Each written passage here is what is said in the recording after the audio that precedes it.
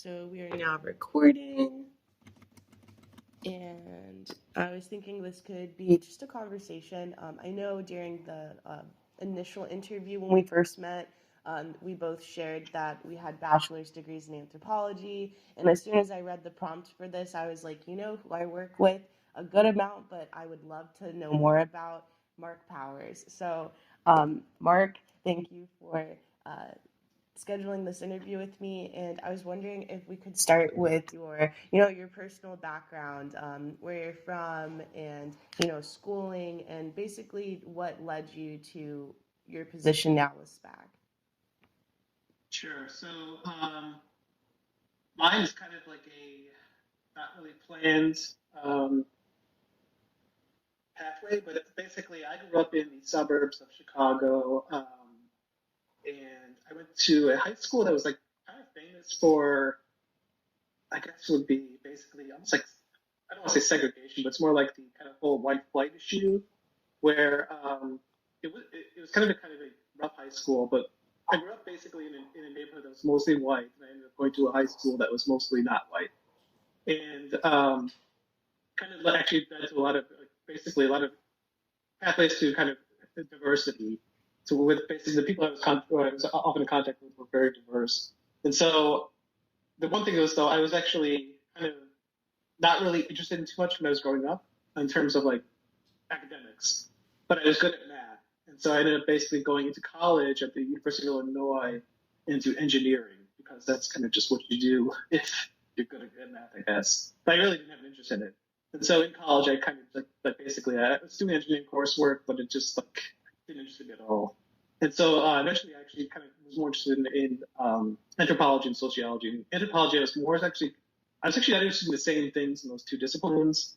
Um, Anthropology, I was actually mostly interested in monkeys and apes, basically trying to figure out like where humans kind of originated from. And in sociology, I was really kind of interested in more so like somewhat to an extent crime, but also just kind of inequality and how that kind of leads people to different pathways. Um, and that's kind of basically, I got a double bachelor's degree in anthropology and sociology. And from there, that was in 2002, shortly after 9/11. So the economy was wrecked and I didn't have much in terms of career options. So I said, hey, let's just go to grad school. Why not? And I did that. I kind of applied at places kind of on the fly, just picked basically 8 places where I thought the professors looked good in terms of what their research topics were. And I applied. I got into a couple of them. I just decided to go to the University of South Florida in Tampa, um, which was a great change of pace because I had lived in the Midwest my entire life. So it's like, hey, there's no winter anymore. That's great. And I in grad school, I kind of learned a lot about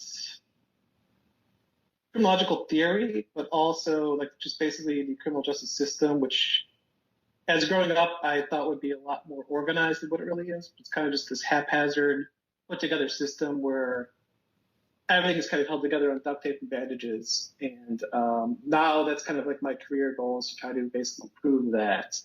I really got more of an interest in my early career. I started at the Illinois Criminal Justice Information Authority, which is a state agency that mostly deals with grant work, but also has a research wing. I started the research wing, and I became very interested in corrections, basically the prison system, because it's this bizarre, self-contained, but also open to the public to an extent system that has like their own economy, their own entire world where people live.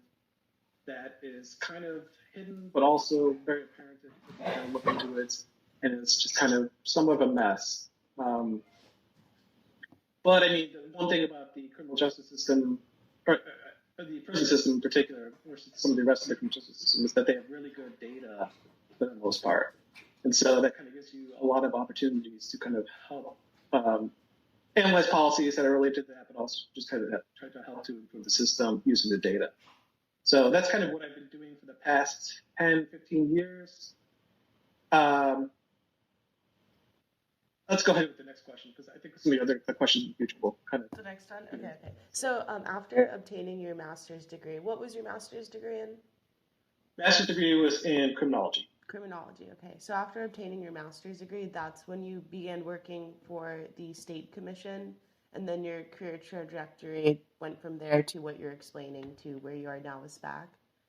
Yeah, and actually, like after I got my master's, I actually worked for about a couple months in an investment bank, Deutsche Bank Securities, um, basically helping them develop pitches for getting clients in terms of mostly like the automotive sector and the metals and mining sector. It was a bizarre career thing, but it's really one of those things where I knew somebody and I needed a job, and that's what happened. So for about a couple of months after I got out of grad school, I worked in that because there's actually decent pay. I actually took a salary cut when I went to the state, even though I was actually working part time for the bank. Wow. But it just made more sense. It basically, like, if I had this degree and I went for this to go to that career, sometimes the money just isn't the most important thing. So you just kind of actually follow that career path. But I started with this a state agency that actually isn't the current agency that I work for now. The agency I work for now, I started about 8 years ago. And prior to that, I worked for the other agency for about 11 years ago. We did kind of similar things, but they're just two separate agencies. Two separate agencies. All right, so my next question has to do with your work philosophy and motivation. I know you touched on things that you were surprised about with regards to the criminal legal system, things that you would hope to change with regards to the research sector, and you even opening up a research branch with one of the first state agencies that you worked with. I didn't know that, and that's really amazing information. But what about your work philosophy and motivation? What gets you going and keeps you going in this line of work? There's always needs for improvements in the system, and there's actually just a ton of need for it. So that's kind of the basically my philosophy is there's a lot of people have different opinions on what should be done, but my position is that for what the work I do, I don't really want to kind of tell them this is what you need to do, this is what you don't need to do. I want to give them the basically the layout of okay, if you do this, this is what it's going to cost in terms of both the fiscal cost and kind of the social cost. And if you do something else, that's what this is going to cost and so forth. Basically, give them just the different scenarios about what things are going to cost. It's kind of up to them in terms of like the legislature. You're going to have to decide what you want to do in terms of what's best for your constituents, but just realize that you're going to have to, there's going to be a bill for that. You have to actually pay that bill at some point in time. That to me is kind of how I think the Sentencing Commission should be working. That's kind of basically what we do. We don't take positions on whether or not a bill is what we consider to be good or bad. We just kind of lay out the lay of the land, saying if you do this, there's going to be this cost, there's going to be these benefits, and someone's going to actually have to put that bill at some point in time. Some people probably would actually prefer to actually be much more advocate oriented in terms of saying you should not do this, you should do this. But ultimately, I don't think that's our position. I don't think we should be taking that position as a sentencing commission. So really, we are kind of more of a let's provide information, but ultimately we are not the decision makers. The decision makers will just kind of turn to us for what I consider to be an unbiased kind of informative view of what would happen.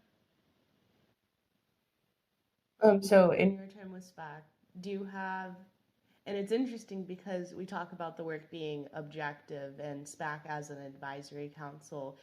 Do you have a moment or some memories from your past 8 years with SPAC of something that you were very proud of that you did in your work there? There are a couple of things I could think of the top of my head. Like one is during the cannabis legalization, there were a lot of people kind of putting out numbers and misinterpreting numbers that didn't really make sense in terms of how many people would get records expunged. We provided a lot of clarity on that. Unlawful use of weapons, our latest report kind of shows that, okay, they enhance these penalties for certain people in terms of their sentencing to prison if they had certain prior convictions. And I kind of think in our report, we kind of show that it sort of worked, quote unquote, worked. It didn't. The idea was that they would increase these penalties to a certain subset of people, but not blow up the prison population. Ultimately, that the prison population did not blow up because of the actual enhancements they did, but the enhancements did nothing to deter crime. It's basically nowadays we actually are having far more people being admitted to prison for weapons offenses than there were just a couple of years ago. So it's like it worked in the sense that it didn't blow up the prison population, but it had no deterrent effect, which is I'm not really sure if they were pretending to do that, but I think like that's kind of a proud thing to note that your policy did kind of what it was intending to do, but it didn't do what it was intending to do in terms of deterrence. So there's a couple of things too I could think of that are kind of interesting things. Like basically we developed a projection model for policy changes, and now one of the kind of proud things is I'm actually turning that over to a different staff member who's kind of a less senior person than I am. So I'm glad that other people can kind of learn from what I did and take it over and improve it. So and see, I was about to ask you if you had any more memorable moments or proud moments. So moving forward, do you have any plans to work at another state agency? Plans to go federal? Plans to stay with SPAC until you retire? What are your thoughts on that? I don't know where I will end up at. I mean, I don't have any particular plans to move out of SPAC right now. Um, there's always the kind of tie. I've been working for the state for nearly 20 years, and it's like my retirement account is a state pension. And so if I were to leave the state, all of a sudden that retirement account actually becomes almost worthless.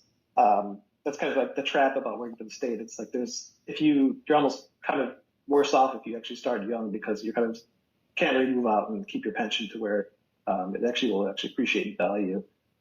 But I don't know. It's basically, I also have to kind of be cognizant that I'm basically like nearly a 45-year-old white male who is studying who's in a field where the people who are being sentenced are not 45-year-old white males for the most part. So I may end up being kind of replaced, and I kind of understand that it just kind of doesn't really bother me too much because I kind of understand why that would be the case. But I don't really have too much in terms of plans for going on to like the federal level or anything like that. I kind of like working state government because really that's where most of the actual work gets done. In terms of the criminal justice system, the vast majority of it is at kind of the state level or the local level. It's not really at the federal level. Federal level also involves like all sorts of other weird kind of job security issues. You can get furloughed if Congress doesn't decide to produce a budget, which is ultimately going to be produced, but they just decide not to do it for political reasons and so forth. So I have actually been fairly fortunate to working for the state. I've been working for the state for, like I said, nearly 20 years. I didn't have a single day of a layoff or unemployment in the entire period. So it's like, that's pretty nice, put it lightly. So. For new professionals like myself in the field of, criminal justice, but also in criminology, do you have any advice? Yeah, I would probably recommend a couple things. Number one, try to get into the door of any agency if it's not necessarily the job that you want to do, because oftentimes if you're kind of a work-oriented person who's actually interested in the topic, you will find a way to kind of get into the positions if you really want to. So if you're good at data, but it's difficult to get into a data analysis position, oftentimes maybe you want to go to a grant position or where you basically monitor how money is kind of doled out and how programs operate, because then you will also probably be working with the people who do the data work. And it's like if you can kind of prove that you're interested in that field, it's often not too difficult to be transferred around. I would also say one thing too that I think for young people that I would recommend, maybe kind of counterintuitive, is to actually not do a lot of job hopping to get raises. I think a lot of people currently will basically leave a job after 1 or 2 years to get something like a $3,000 or $4,000 raise. Whereas if they stick around, oftentimes you become kind of the institutional knowledge person, where it's like you're someone who they can depend on for basically knowledge about what happened for over the past decade, 2 decades. And that's really where you start to get promotions to where it's like, okay, we kind of really need this person. And you end up basically making a lot more money than you would if you were to do job hopping every couple of years. That's kind of one of the big things I'd kind of recommend people. Just there's a short-term gain that you can get from job hopping around, but oftentimes it's not going to actually appreciate what you would see with a long-term career position. But other than that, yeah, I don't know. I'd recommend just trying to update your skills as often as you can. which I'm not doing myself, so I should probably take my own advice on that. But yeah, that's kind of it though. Nice. So any other thoughts based off of anything else that we talked about? We've met the 15-minute mark. If there were any questions that you saw in the prompt I sent you that you were interested in answering, feel free to answer those as well. I can tell you if you actually just read the prompt this morning because I Mm, didn't realize it was an attachment at first. But it looks like actually we did cover most of it. Like if you want to talk a little bit about my typical day, it's like yeah. it's kind of an office work or typical day. It's kind of sounds like it'd be really boring, but the fun thing, I don't know if that's the word, the fun thing, but basically my day, I am busy constantly for the full time that I'm working. I never have any downtime, but boy, does that time just fly by because of that. It's basically like I get in at basically 9 in the morning. I try to take a lunch around 12, 1 or 2. And before I even know it, it's 5 o'clock or 5:30. It's really just like in this type of job, like there's a lot of kind of email exchanges. There's always something to try to do in terms of improving data analysis or analyzing a bill. So sounds like office work sounds like it'd be really boring, but it really isn't. It's just the day just flies by. So. What are the different kinds of people that you interact with day to day with your job? Current job, it's actually we have a pretty small agency, so it's really I have a couple of research staff. I interact with my executive director pretty much on a daily basis. But I don't. In my prior job, there were a lot more people, so I interact with basically people who are in totally different units that do totally different work than I did. So like there would be people who are just straight up IT people.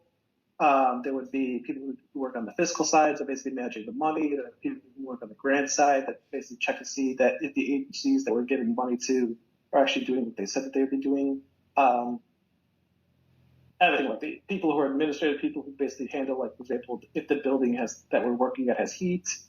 Um, it's that is kind of one interesting thing when you work in the office. Like you don't always realize just how much stuff is actually going on around you because you're in a particular position, but there's other people that are basically helping you and supporting you in other positions where you may not even realize that they're kind of there. Um, yeah, it's pretty much For the answer to the that. position that you have now, did you have a mentor when you came in? Sort of. Probably the prior executive director, Nate Steinfeld, he was the executive director with SPAC for a long time, probably 7 years, maybe 6 years, something like that. The odd thing is that I was actually on the interview kind of committee, so I was one of the people who actually recommended hiring him, and he eventually later on became my boss. But ultimately, like basically, I looked to see what he did as a research director, and we're kind of for the most part continuing what his kind of his kind of workflow was. We're updating some of our publication things like our styling and so forth. But for the most part, like what they kind of set up as a sentence commission, we're kind of continuing to do. We might do more work. Like we never did qualitative research in the past. I think we're trying to kind of go into that a little bit more. But for the most part, it's like we are. At the end of the day, we're basically an agency of 4 or 5 people, 6 people actually total. So you're kind of limited to what you can do in the time that you have. But we are trying to do a little bit more as we go forward.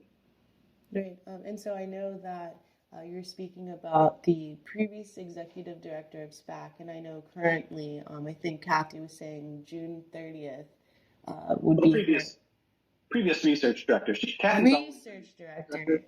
and Kathy has always been the executive director. Okay, got it. So, what position were you in when you guys were hiring the previous research director? I was in a totally separate agency, and the only reason I was in the interview committee, it's actually bizarre because if you're in a totally separate agency, why would you be on an interview committee for hiring for a different agency? But the only reason I was really on is because I knew kind of the data and basically what SPAC statute said that SPAC had to do. So I was kind of like the person that was going to be asking questions to see if the candidates could actually do the work that SPAC that was mandated to do. Kathy's a lawyer, but she doesn't really have data analysis experience, and so she needed somebody with that experience to kind of help her go through the interviews, try to figure out, okay, is this person really a good fit for the agency? So that was kind of my role. So you assisted in having someone hired as the research director for SPAC, and then at the time you were working at ICEJA. Yep. So then you moved from ICEJA to SPAC and ended up working under this person. Yep. Exactly. Nice. Yeah, my question was going to be for like Kathy, who will be leaving, and Mike Elliott as well, who will be leaving. How SPAC would be planning to fill those positions. I know I'd spoken to Kathy about it briefly, but for the purpose of this interview, I think it could be really interesting, like inside knowledge about that process. Yeah, I don't really know how it's going to happen. So typically in a state agency, the executive director will often to be replaced when a new governor comes in. And that's not the case of what's happening here. So it's like oftentimes there'll even be delays where you have no executive director of the agency for months and someone who will take over and be like the acting director. Typically, that'll be like the general counsel. I think, though, we will have a pretty easy transition as long as she could actually hire the people that are kind of like our top choices. Um, if that doesn't happen, we are in trouble. Maybe we're not that big in trouble because she will probably stick around for a couple months if needed until we could actually get someone that we want. But the thing about state government is that, and probably just about any government, is like even when important people leave, we just go on. It's like you have to keep going on. You can't really stop doing what you're doing, and it's always kind of been that case. It's like that's one thing I've always kind of that's one thing I've learned that is a little bit surprising. Like even when really really important people go on or go on to some other position or a different agency, you just basically things just keep going on. You kind of you always end up kind of making things work. There usually aren't major crises that develop when someone leaves because typically people who get to those positions that are high up, they actually are pretty good at planning when they're going to depart, even if it's an unexpected departure. So. Right. What are you hoping for in your new relationship with the new executive director?